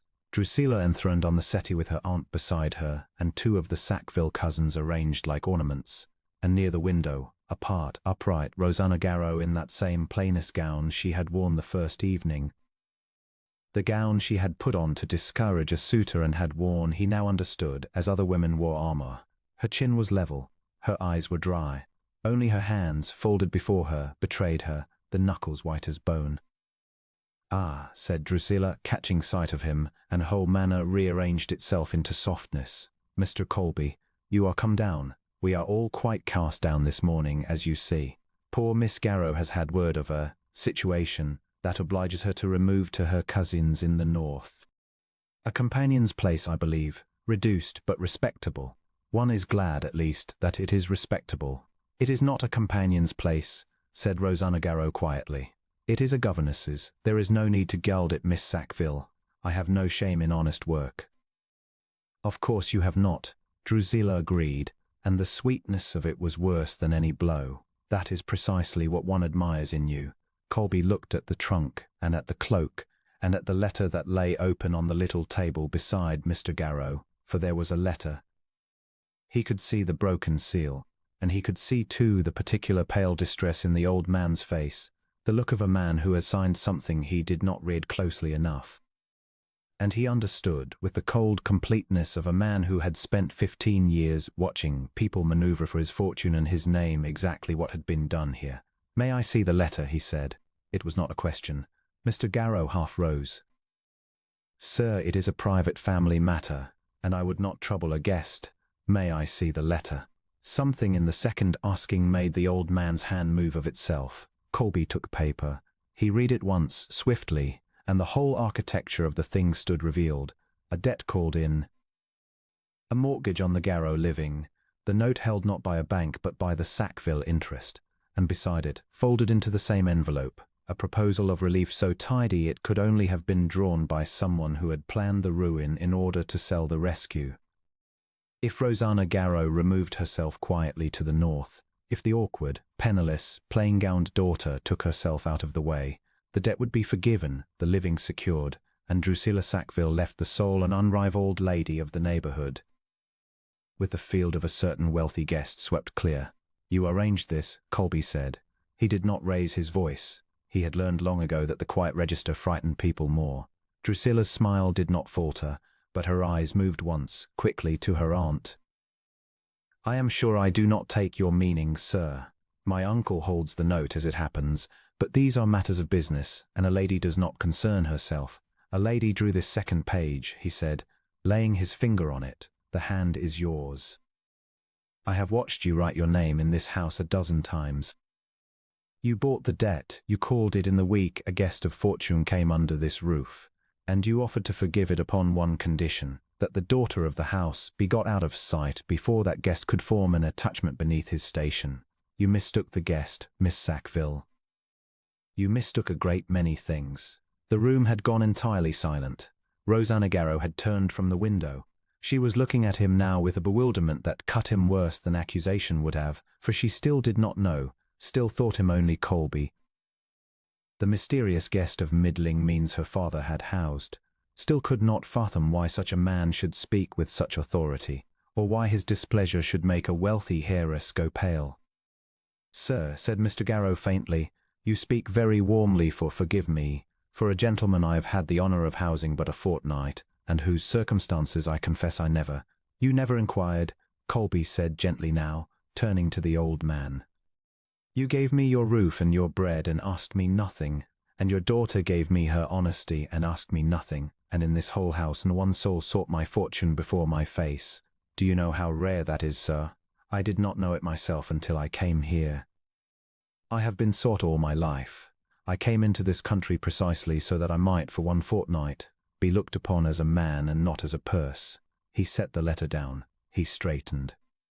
And he felt the old armor close over him, not the reserve this time but the other thing, the thing he had been born to and had laid aside for 14 days, the plain unanswerable fact of who he was. "My name is not Colby merely," he said. "Colby is the name my mother gave me. The one the world uses is Undermarsh. I am the Duke of Undermarsh, and I came to this neighborhood under half my name, because I am weary unto death of being loved for the whole of it." He heard the small sound Drusilla Sackville made. It was not a word. It was the sound of a scheme collapsing inward, of a woman recalculating in an instant every slight she had paid, every polished cruelty she had dealt in this room, and reckoning them now against the rank of the man who had witnessed them all. Her aunt had risen halfway from the settee. The cousins sat like people who have heard thunder very near.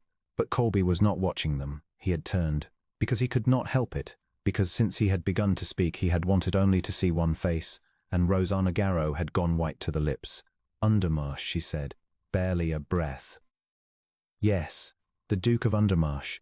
She said it like a thing she was trying to set down without dropping. Who kept his sister's household after the scandal, and never once let her name be spoken ill of, though it cost him 3 seasons of the town's good opinion. Who paid the debts of his father's steward's widow and forbade her to thank him. Who? She stopped. A flush came up over the white, painful and swift. "I have heard of the Duke of Undermarsh. My aunt used to read me the accounts of him when I was a girl. I thought." Her voice failed and she mastered it. "I thought him the only great man in England who seemed to do good and be ashamed of it. I was 3 and 10, and I kept I kept his name in my head as one keeps a psalm, and you have been sitting at my father's table a fortnight. And I gave you the small bedroom and mended your cuff and argued with you about the enclosure road, and I could not have," he said low. "You could not have known. I made certain you could not. That is my sin, not yours. And I would undo it if I could, not the coming here, never that, but the deceiving of you every hour of it when you were the one soul in this house who would have deserved the truth first." They had all forgotten to breathe, the whole sneering, ornamental company of them. But it was Drusilla who spoke, because Drusilla could not do otherwise. Her whole self was built to fill silences with advantage. "Your Grace," she said, and rose, and swept a curtsy so deep and so graceful it was nearly a work of art. "Had I but known, had any of us dreamed, you would have been received as befits your—" "Yes," Colby said, "I know precisely how I would have been received. That is the whole of my point, and the whole of your undoing, Miss Sackville. You have shown me these 14 days exactly the woman you are, because you believed there was no one in the room worth performing for. You slighted this lady at her father's own table. You called her poverty a jest and her plainness a mercy. You bought her father's ruin as one buys a length of ribbon, to trim yourself the better. And you did it all before a guest you thought too poor to matter. He let the quiet sit. I have been that poor guest all my life, Miss Sackville, in every room but the ones where men bowed. I have watched from behind my own name while people showed me their true faces, thinking the Duke could not see the person, because the person was busy flattering the Duke. I saw yours plainly. There was never any Duke in the room to distract you. You showed me everything." Drusilla's mouth worked. No sound came that was of any use to her. The note, Colby went on, and now he was every inch the man the town feared. "You will surrender it to Mr. Garrow this morning, marked paid, and you will take nothing for it. And you will count yourself fortunate that I ask no more than that. For the drawing of a false relief to extort a lady out of her own home is a matter the courts would name with an ugly word, and I have friends enough upon the bench to see the word spoken.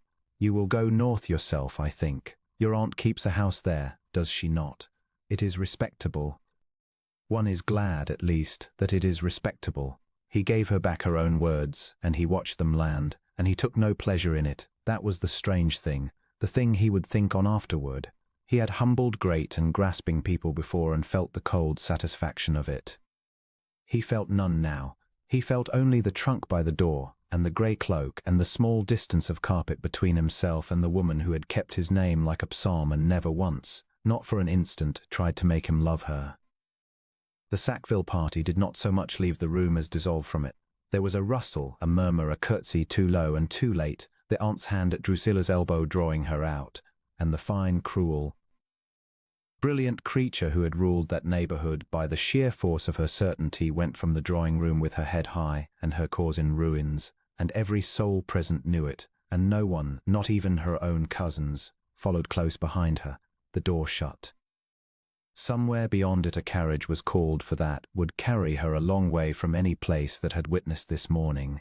Mr. Garrow sat down very suddenly, as though his legs had waited politely until the enemy was gone before failing him. "Your Grace," he said, and put a trembling hand over his eyes. "I housed you in the small bedroom. I gave you cold mutton on the Tuesday. My daughter mended your cuff with her own." "Your daughter," said Colby, "gave me the first fortnight of my life in which I was certain that kindness shown to me was meant for me. Do not apologize for the mutton, sir. I would trade every dinner I have eaten under my own name for that Tuesday's cold mutton at your table." He turned. "But it is not to you I owe the largest debt in this room." And now there was only her. She had not moved from the window. The morning light was full on her plain grey gown and her plain dressed hair and the face he had come, in 14 days, to find he could not do without. And he saw that she was trembling, and that she was fighting it, and that she was even now too proud and too honest to fall upon the mercy of a duke merely because he had proved to be one. Rosad, and the given name, which he had never yet dared, came out of him like a confession. "I have frightened you, I have deceived you, and I have, I fear, made it impossible for you ever again to believe that a man speaks to you for your own sake, and not once at the letter, at the whole grasping architecture of the morning, and not out of some design. I have wanted, these 3 days, to tell you the truth, and I did not, because I am a coward in exactly one thing, which is this. I could not bear to watch your face change when you learned my name. I have watched every face in England change when they learned my name. I could not have borne it in yours. It has not changed," she said. Her voice shook, but the words were steady. "Your Grace, Colby, I do not know now what to call you." "Colby," he said. "Only ever Colby. To you." "Colby, then." She drew a breath. "My face has not changed toward you." "That is the whole difficulty. It changed a fortnight ago, the first evening, over the enclosure road, when you argued with me as though my opinion were worth the trouble of your disagreeing with it. It has not changed since. Your name has nothing to do with it." "Your name?" A small, wet, incredulous laugh escaped her. "Your name is the one thing in all of this I would gladly have never learned, for now I shall never be able to prove to you that it was never the name, and I find I want very much for you to believe that, more than I have wanted anything." For a moment he could not speak at all. 15 years of guarded distance, of being valued by the wrong measure, of holding every offered heart up to the light to look for the flaw, and here was a woman weeping not because he was a duke, but because she feared he would think she cared that he was one. "I believe it," he said, and his own voice was not steady either. "Rosanna, I believe it as I have never believed anything. You are the proof of it and the whole of it. There is no one in England who could have—" But she had put her hand to her mouth and turned half away, overcome, and the trunk was still by the door, corded and buckled, a leftover threat from a morning that had changed under all their feet, and he saw her glance at it, saw the old habit of flight rise in her even now. The reflex of a woman who had been taught for years that the safest thing she could do in any room was to remove herself from it before she could be sent. That was when the maid came to the door, flustered, bobbing, quite unable to look at the guest she had served cold mutton, to say that the northbound coach was at the crossroads within the hour, and did Miss wish the trunk carried out, and Rosanna Garrow, from long and bitter training, from the sheer worn groove of always being the one who left, said, "Yes, I had better," and took a step toward the door, toward the cloak, toward the coach that would carry her out of his life to a schoolroom in the north, and Colby understood that the truth being told was not enough, that it had never been enough, that a lifetime of being overlooked does not undo itself in a single quarter hour of a drawing-room, and that if he stood upon his dignity one instant longer she would be gone. So the Duke of Undermarsh, who had not hurried for any soul in 15 years, moved. The lane behind the Garrow house was mud and starlight, and Colby took it at a run with his coat open and his hat forgotten on the drawing-room floor. He had commanded regiments of servants, presided over rooms that fell silent at his entrance, ridden into halls where men who feared him bowed their heads, and none of it had ever moved him the way the sight of her retreating shoulders moved him now. She had gone out the side door while Drusilla Sackville still stood white and speechless before the assembled guests, gone quietly the way she did everything, taking nothing, asking for nothing, believing herself unwanted to the last. He would not let that belief stand another minute in the world. "Rosanna," he called, and his voice broke on the second syllable in a way that would have astonished the House of Lords. "Rosanna Garrow, stop, I beg you." She stopped.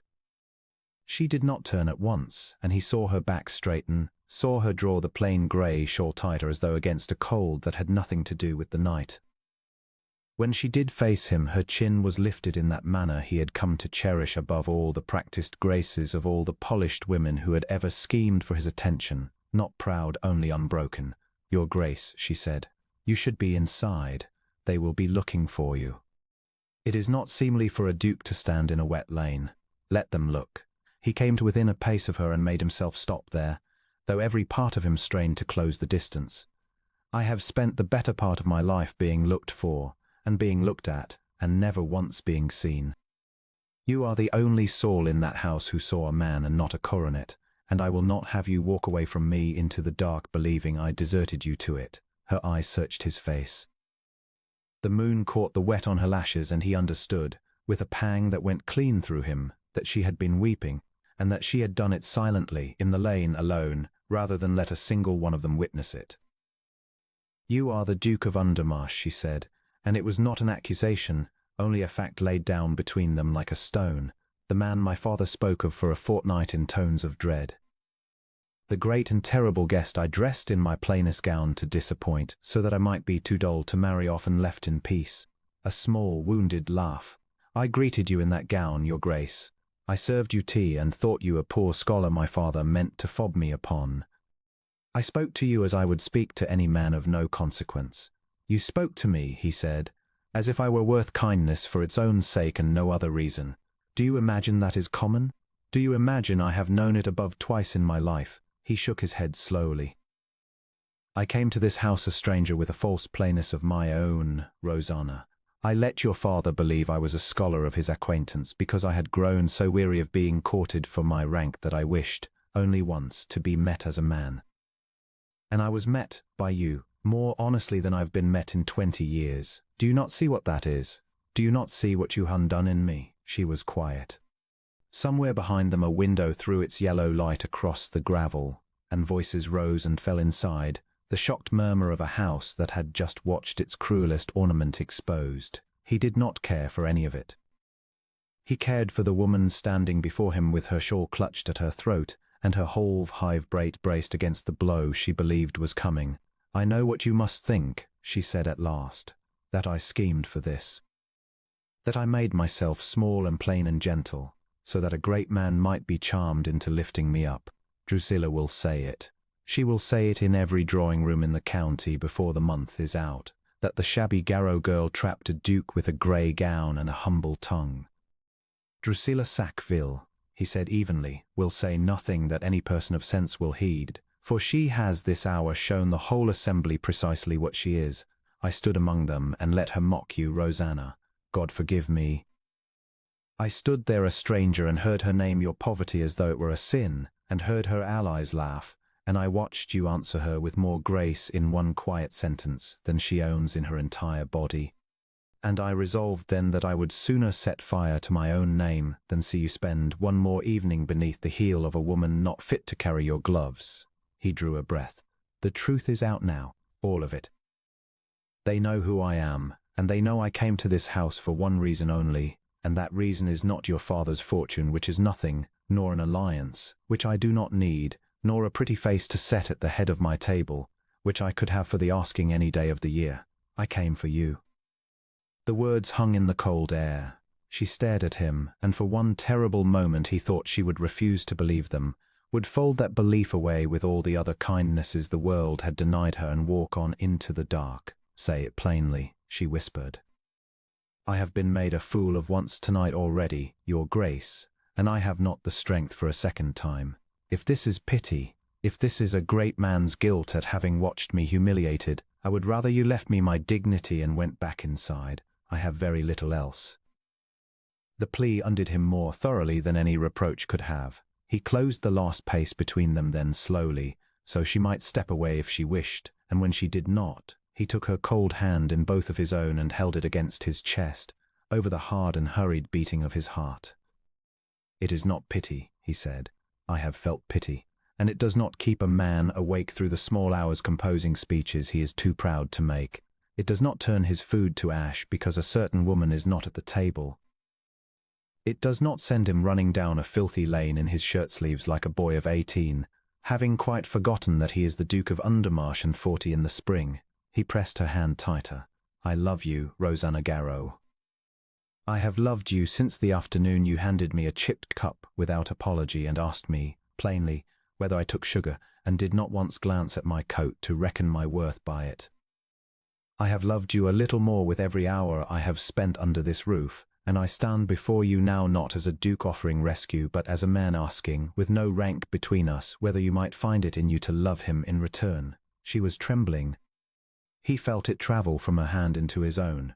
"And if I said," she managed, "that I have loved you since long before this fortnight, that I loved you when you were only a name, a great and distant name I had no business thinking of, that when the county spoke of the terrible Duke of Undermarsh I did not hear terror, but something lonely underneath it, and I used to imagine, foolish, a girl's foolishness, that if ever I met such a man I should like to be kind to him, only kind, and ask nothing." Her voice failed.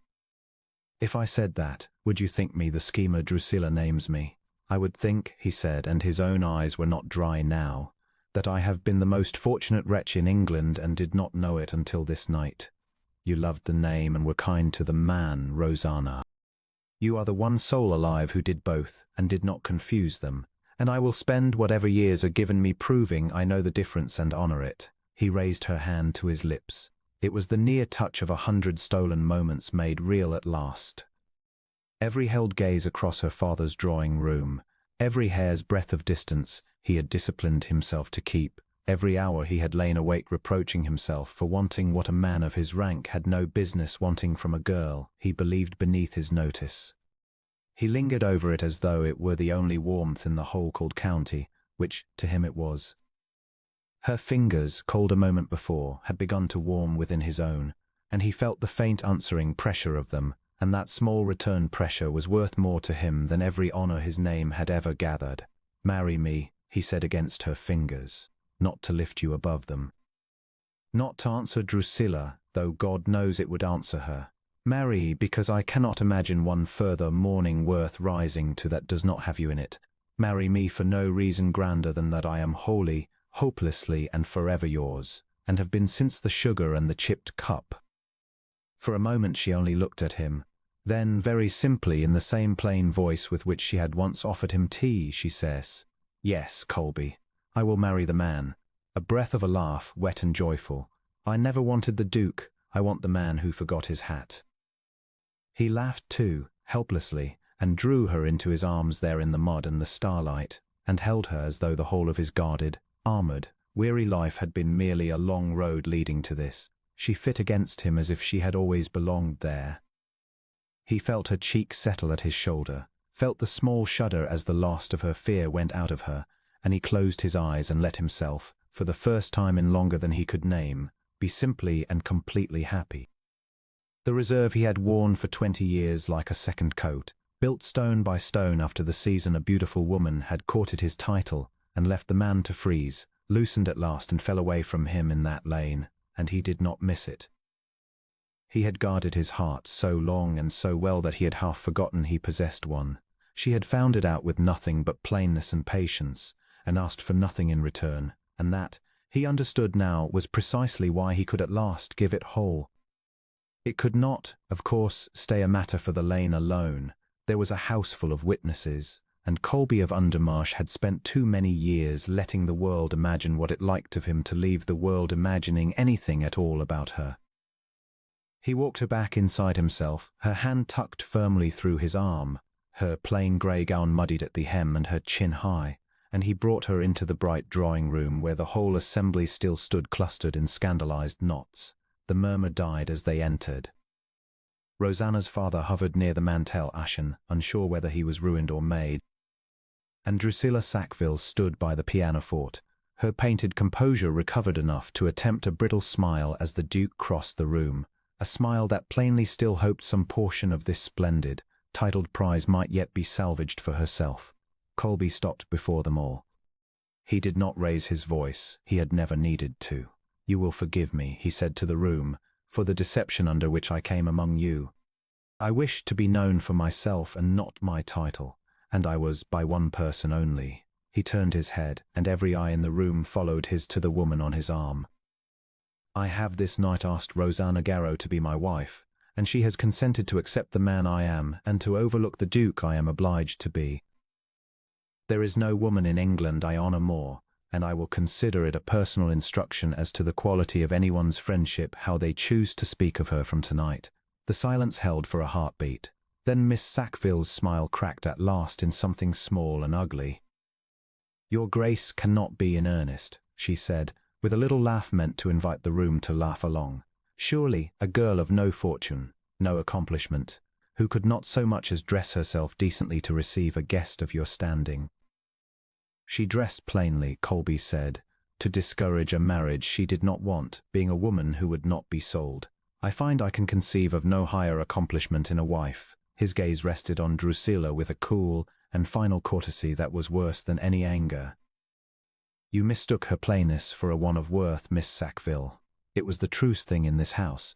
You wore silk to be admired. She wore grey to be free. I know now which of those I have spent my life starving for." He inclined his head a precise degree. "I wish you well. I doubt we shall meet often." He said no more, and no more was needed. It was Drusilla who gathered her skirts and quit the room, her allies drifting after her by ones and twos into a night that would carry her humiliation faithfully to every drawing-room she had ruled, not the Duke's cruelty.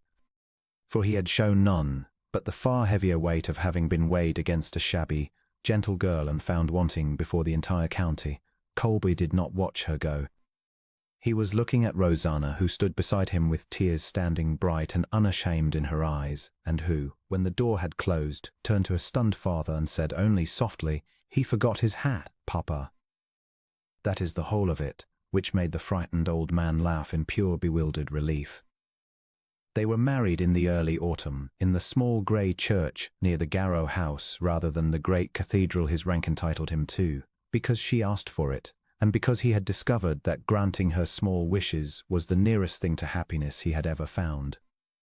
She came up the aisle in a gown of deep russet silk that he had begged her to choose without one glance at the price of it, and she was beautiful in it, but he found, watching her come toward him, that his heart turned over hardest at the memory of the grey one.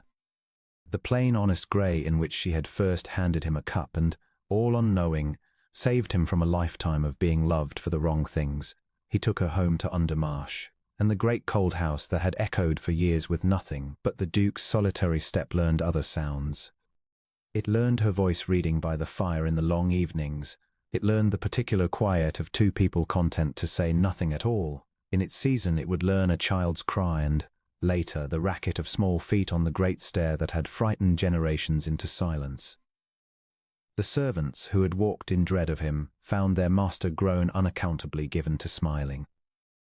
The tenants, who had known only his agent, found the Duke himself at their gates with the Duchess beside him, a Duchess who remembered their names and their troubles and had, they whispered among themselves, been no grander than any of them not so very long ago, and had never once forgotten it.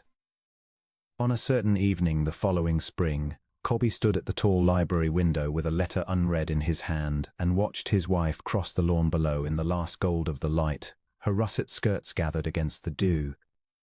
Pausing to speak to the old gardener as though there were nothing in the world she would rather do, she had never learned to walk past a person without seeing them.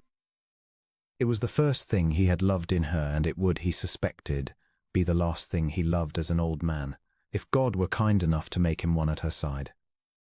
She looked up then, as though she had felt his eyes, and lifted her hand to him, the same plain, unhurried gesture with which she had once offered a stranger tea and mended, without ever knowing it, the guarded and lonely heart of the most feared man in England. He set the letter down unopened. He raised his hand in answer, and then he went down to her, out into the ordinary golden evening, to the woman the whole glittering world had overlooked, and he alone had been wise enough to want. going to her not as the Duke of Undermarsh, but only as the man who had once forgotten his hat, and had never for a single day since regretted it.